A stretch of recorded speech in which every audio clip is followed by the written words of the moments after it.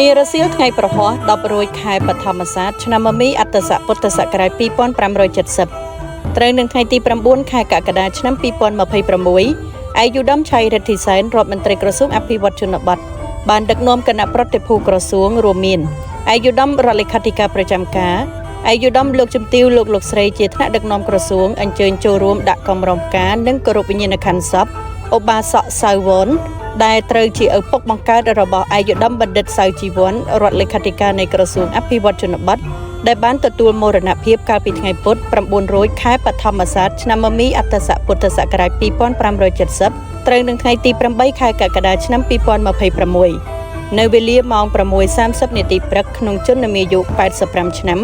ដោយជារាពាធនៅក្នុងសង្កាត់ទួលទំពង់ទី1ខណ្ឌចំការមនរាជធានីភ្នំពេញ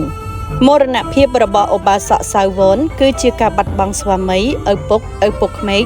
ជីតាជាទីស្រឡាញ់បំផុតប្រកបដោយព្រហ្មវិហារធម៌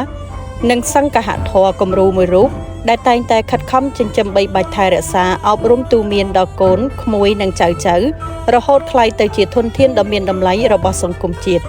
ក្នុងពេលវេលាប្រកបដោយសមានទុក្ខដ៏ក្រៀមក្រំនោះឯកឧត្តមឆៃរិទ្ធិសែននិងគណៈប្រតិភូក្រសួងបានសម្ដែងនូវការសោកស្ដាយស្រណោះអាឡោះអាល័យ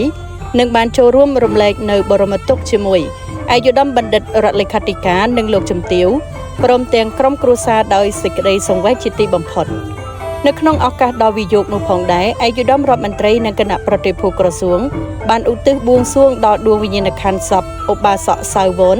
សូមបានទៅសោយសុខនៅក្នុងសុគតិភពកំបីឃ្លៀងឃ្លាតឡើយ